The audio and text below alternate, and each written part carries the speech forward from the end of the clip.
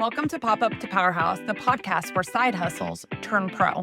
Here, we're pulling back the curtain on what it takes to build a standout, profitable brand in the event industry. From pricing with confidence to landing luxury clients, I'm sharing the wins, the setbacks, and everything in between, so you can turn your passion into a powerhouse business. After surviving COVID, being featured in the New York Times, finally getting my warehouse, I thought I had finally made it. Instead, I found myself crying literally every single day, applying for jobs, trying to sell my business, and wondering how the hell I even got here. The crazy part is that I thought I had a money problem. And looking back now, that's not what it was. Well, not entirely. All right, if you were looking at my business from the outside, you're probably thinking, this looks pretty great. Like, this girl just survived COVID. She pivoted. She just got a warehouse. She has a full-time employee. Like, things are going well. She's landing large clients like Microsoft and Google. On paper and to the outside world, it looked like success. I remember people walking up to me at events and being like, oh my gosh, like, things you're doing are amazing and you look so busy. But I remember internally thinking, well, I'm not. Like, I was not happy and I didn't feel that busy and I didn't feel like I was doing that many great things. Picking up where I left off in the previous episode, in April of 2022, business was, in a sense, kind of booming. I think I had left that impression, and it was, considering the circumstances. So coming off the back of COVID, leading into COVID, I had a team of 3. And at this point, they are now gone, but we were getting some really great traction in keeping the business alive. And so for me, I did feel very blessed and busy to have been in that position, but I did lose my team members. And so by April of 2022, boxes were pretty consistent. Our virtual party boxes were consistent. We were shifting into somewhat gift boxes, and then balloons and events started to come back. And so naturally, I wanted a warehouse space because I felt like I needed it to feel real and like a legitimate business, and it would be nice to get it out of my house. And so in April of 2022, got my warehouse.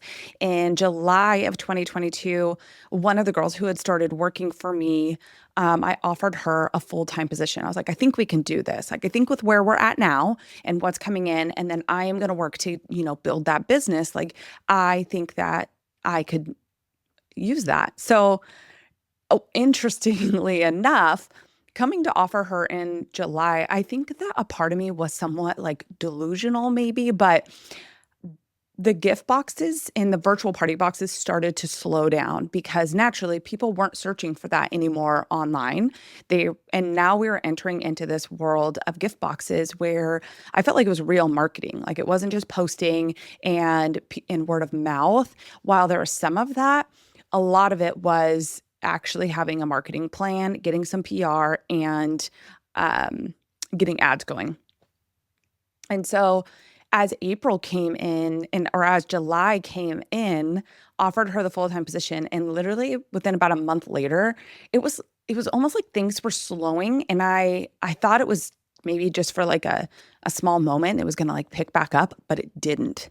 Sometimes the seasons that look successful from the outside are actually quietly breaking you on the inside. And underneath all of that, things started to unravel. It was like all of a sudden I felt like I was trying to get something back that I didn't even know how I had gotten. And in the previous episode, I ended it with, it felt like the faucet had gotten turned off. And what I meant by that was virtual party boxes almost literally came to a complete halt. And that was business I felt like I didn't really work to get. It just happened to all work out at the same time. It met the market's needs, and we did a good job of doing that. But how do I get this marketing and this flux of people coming to our website when I didn't do anything to get the feature in the New York Times to begin with, or people were searching for virtual party boxes and we popped up. Now we were entering into a little bit more of a saturated market.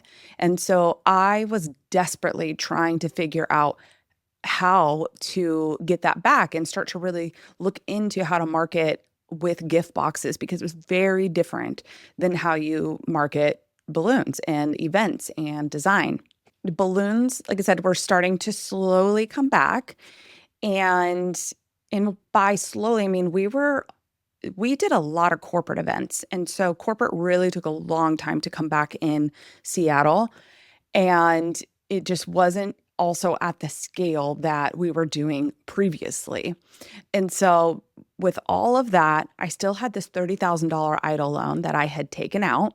I now just hired a full time employee. I was responsible for her $3,000 a month paycheck, which really meant I needed to bring in $6,000 a month to pay for her.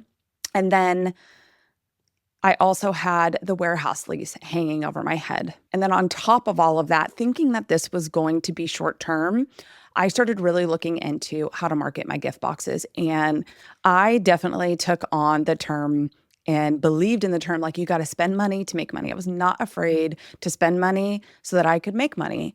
But sometimes there's a trap with that, or sometimes you're not always going to see the fruits, especially within marketing, of the spending that you're doing. And so little by little, I was feeling this debt growing, and I was feeling the emotional weight and just the heaviness of everything that had happened and everything that was kind of going on now. And it just felt like everything was falling apart. It wasn't just the debt, it was the responsibility of carrying all of that. And I started to not sleep at night. I had so much tension in my body that I just could feel this like pit and this ickiness in my stomach. I was constantly waiting for the next shoe to drop, and my body was 100% keeping score. So at this point, things weren't busy enough to sustain we weren't financially busy enough to sustain the overhead that I had taken on. And one of the hardest conversations that I had to have was almost like a month after hiring this full-time employee. I didn't feel like I could continue to pay her a full-time wage. Like, we didn't have enough business, and I couldn't afford to pay somebody to do nothing. And so I had the hardest conversation that I've ever had, because it's really difficult to have a conversation, have somebody come in and work for you, and then literally have to turn around and tell them that you can't afford them. And so I had to have this tough conversation, and I cried. I cried. Like, the weight of all of this was so heavy for me. And so I had the conversation with her, and thankfully, I told her, I was like, I can only have you work when we have work. And she was okay with that. And that definitely that was a huge weight lifted off of my shoulders, because I still needed somebody to help me. I didn't need them all the time. So that was the first thing that I ended up having. That was the first hard conversation that I ended up having to have. I was desperately trying to figure out how to get the person back who had started this business. When I started this, I was confident, I was outgoing, I had all of this like abundance and excitement for life, and that was gone. And I was just desperately trying to figure out how to get that back. But I was emotionally drained. I was literally crying every single day, every day. And I am not a crier, but I could not contain it. And I just had so much tension and pain in my stomach. I remember the only solace that I got was going and he's going to kill me for this, but going and laying in bed with my son in the morning was the only peace that I had really gotten. And so that helped. And I remember crying so much that my dad, one point, was pretty scared for me. And he was like, you need to go to the doctors and you need to get this looked at. Because literally, if you had called me on the phone, I likely cried with you there. I cried on the phone with my friends. Like, I'm definitely an open book and have no problem being open about it, especially with like family and friends. But I do remember thinking that something was physically wrong with me. So I started to go to the doctors. I remember starting to apply for jobs because I felt done. I was like, I just want to go into a job, do my job, and come home. Like, that's all I want to do. The weight of entrepreneurship was too heavy for me to bear anymore. And so I started looking at jobs, kind of daydreaming about how much easier that life would be. I was talking to my husband about selling our house and just getting rid of everything and just kind of starting on a new slate, wiping our hands clean, moving somewhere. I mean, these were serious conversations. And I remember also calling a friend in the event industry, asking her if she would want to buy part of my business. I mean, I wasn't trying to build my business. I was looking for the exit. I wanted someone to come rescue me from my business or for my life that I had built. And yet at the same time, I knew that nobody else could save me. And that's when I had a realization that changed everything. So when I was applying for jobs and reading job descriptions, and even if I was daydreaming about the simplicity of just like going into a job, doing the job and leaving, I had this internal feeling like I remember thinking, this isn't going to solve your problem. Like you are not going to be happier at a job. And so that was something I remember thinking, and I knew internally like that wasn't going to really solve the problem, and it would have been a short-term fix. So while I realized that I didn't want a job, I also didn't know what I did want. Like I remember feeling like I was just walking in this fog and spiraling, really. I was literally spiraling. Like I felt like I was just like walking in circles, very directionless, which is an incredibly scary place to be. There was something inside of me, and I really mean that, like, there was something inside of me that as badly as I wanted to run away from my life, there was something that was telling me to just sit. Sit in this discomfort and do not run.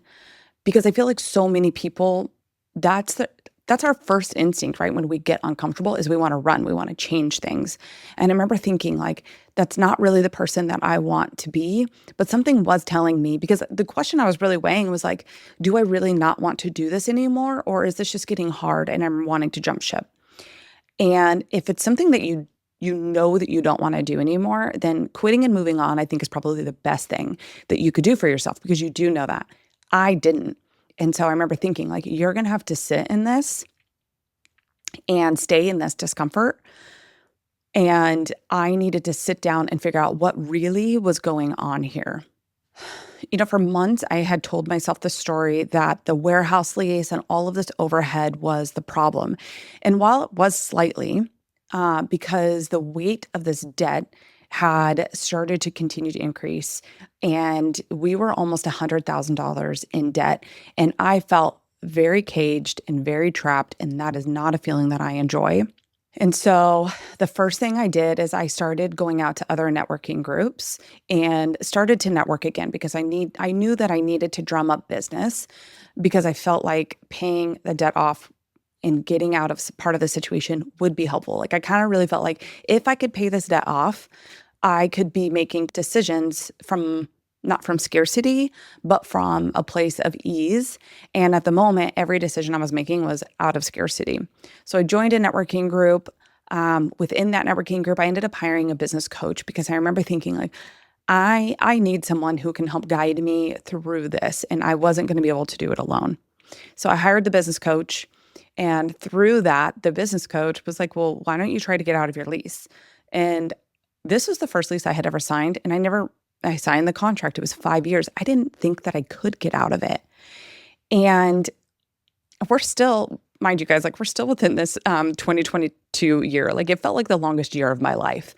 And so he kind of coached me on going back, talking to the landlord and seeing if I could sublease this warehouse that I had just gotten. Like maybe I'd been in it for 6 months. And so I went back and had the conversation with them. We put it on the market and started to promote subleasing it. And I don't know if any of you have ever had to do this, but sometimes depending on the arrangement, even though you're subleasing it, like because you're the original tenant, you would be on the hook if that person ends up bailing. But I was fine with that. I was like, I would rather do that. So as we went through that process, the best thing that could have happened. We had somebody that came in, and I'm not sure who they were or what type of business they had, but it must have been good enough. And they were a solid enough tenant that they completely let me out of that lease 100%. And so that was the next big win that I felt like I had. was getting out of that. And I was on a mission to decrease my overhead as much as I possibly could because I wanted to pay off that debt.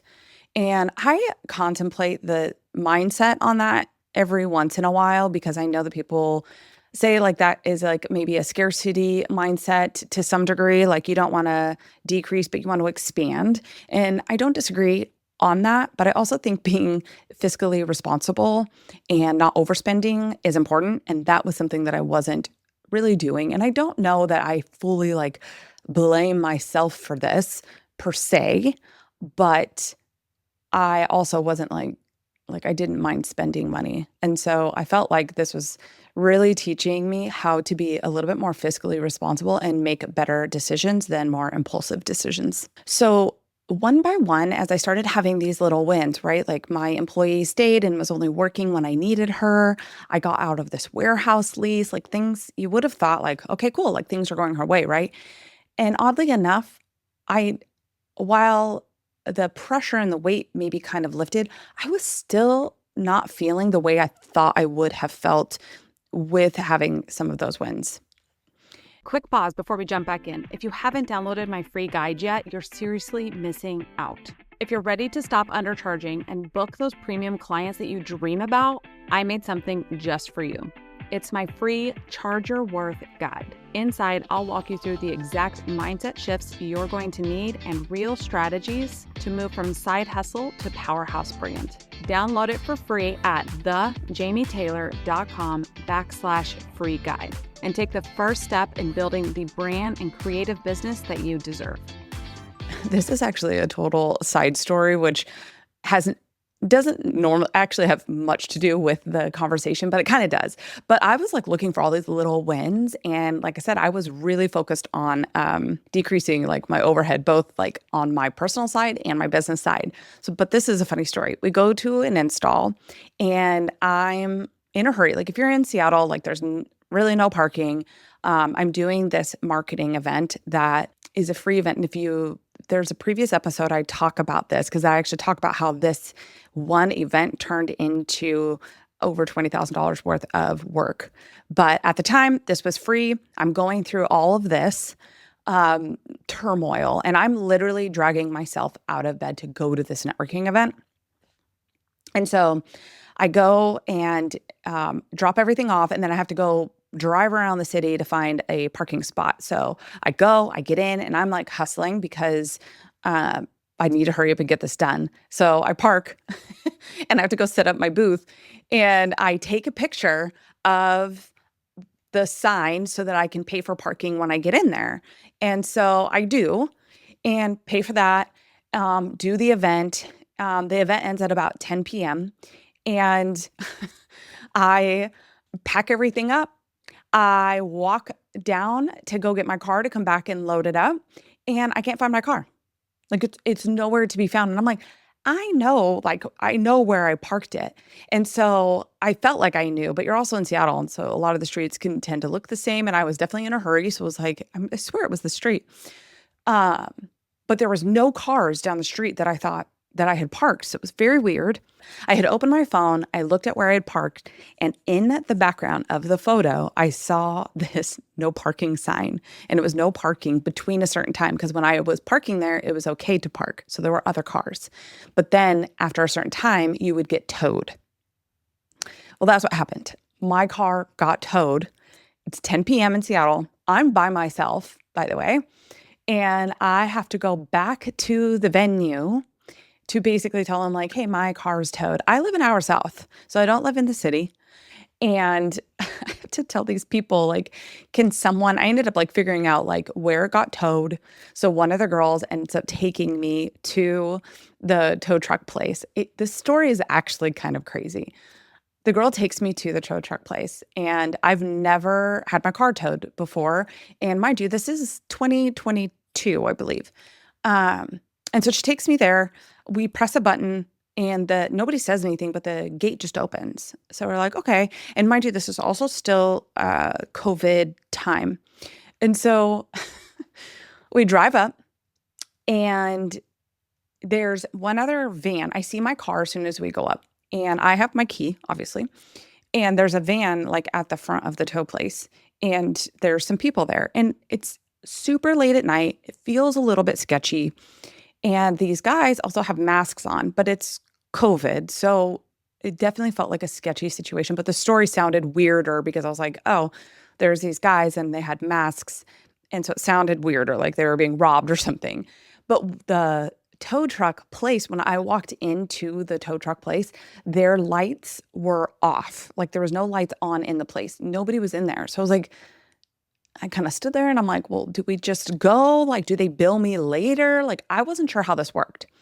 So I stood there for a little while. Nobody was there. So I went back to my car, loaded it up. And I also felt this pressure that this, you know, I felt bad that this employee had to come with me and it was super late at night. So I wanted to get her moving too. So load up my car. I head home. The gate opens, lets me go. And I'm like, all right, well, they're probably going to like, send me an invoice or something like that. Because, right, like they keep track of the cars that are here. Well, that's not what happened. I end up coming back 5 days later because we were actually really busy during that time. Came back 5 days later and was trying to resolve the issue. And they're like, well, no, we have you for 5 days, that your car's been here for 5 days. And I was like, well, it hasn't because I literally drove here with my car. So you didn't have it. And long story short, I had this huge bill for my car being locked up in this tow place and me not coming to get it. But then I had my car. So long story short, long story long, actually, I ended up getting out of that bill because I was able to show like I had my car and I had to go definitely jump through hoops because the tow company was not helpful. They were actually very rude. The lady thought that I was lying about standing in this like black space. Like that never happens. And I was like, well, you didn't that night. Like we always have the lights on and somebody's always in there. I was like, well, they weren't. And it was very sketchy for, like two females just to be standing there with a bunch of men with their masks on outside. So anyways, but that was another, like on my personal side, a win that I felt like I had. And I was tracking my wins because this was when I didn't feel like I had a lot, but I ended up getting out of that bill. And so that's just like a side story, but it was something funny that happened during that time. But I remember feeling like, oh man, like I'm actually pretty good at fighting and like getting the things that I wanted. So I thought that like having these wins would make me feel better about everything, but it didn't. Like I didn't feel the way that I thought I would feel by reducing my overhead and starting to pay off debt. And that's when I really started to look at what I thought was really happening and what I really thought the issue was. So I had spent at least a year focused on paying down debt and thinking that that was the problem with what I had when really it wasn't. At this point I was looking at my revenue, so I had more revenue and I remember looking back and looking at my revenue and being like, "Oh, my revenue actually wasn't that horrible. So why am I feeling like this?" And I've decreased my debt by a lot. I take that back. I hadn't quite decreased my debt by a lot, but I had started to make the steps forward in decreasing and paying things off, and I had decreased my overhead. And so what I had finally stumbled upon or realized is that I wasn't financially broken. It actually didn't have anything to do with finance. I was completely burnt out. And that's what the issue was. I was burned out. It wasn't a financial, but it was guised in like financial scarcity. I was so burnt out and my identity was so wrapped up in the success, my personal identity was so wrapped up in the success of my business that I felt completely worthless and depleted. And I remember when I was applying for jobs, I remember thinking, who would hire me? I can't even make this business go. I remember thinking that, even though most people don't even start a business. And there were so many amazing things that have happened since starting it, but that was where my mindset was at the time. What was really happening was that I had been spending years in survival mode. And eventually, survival mode became my default setting. My body knew that I was burnout long before I did. Looking back, Burnout wasn't something that happened overnight. It was years of pivoting, of hustling, of having no boundaries and taking life as it was thrown at me. And I felt like I had actually done that pretty well. And once I realized that burnout and my mindset, not money, was the problem, I knew I had to start rebuilding, not my business, but me. But before I could rebuild myself, there was an uncomfortable truth that I needed to face. I wasn't happy for other business owners, especially the ones in my industry. In fact, I found myself jealous, resentful, and thinking to myself, like, of course you're happy. You didn't have to survive COVID. But I quickly realized it wasn't them, it was me. And that's what we're talking about in next week's episode. Thank you so much for tuning in. If this episode resonated with you, or you know somebody who is going through something similar, share this with them, because that was something that really helped me during this time, was listening to other people going through hard times, and it made me feel less alone. So make sure to share this with them, subscribe and follow to this podcast. And also, if you didn't know, if you're listening to this, you can actually watch this, see me live in person on Spotify and YouTube. I can't wait to continue this series and show you a full circle moment when we get to the end. But first, you have to hear the full story of how I got there. See you next week. Now, a quick ask. I want to keep bringing you these free educational podcasts so that you can build the event business that you want. You can make that possible by simply sharing this episode with your friend, following us on your favorite platform, and leaving us a review. It takes just a moment, and it makes sure that I can keep bringing you the best quality content so that you can go from pop-up to powerhouse.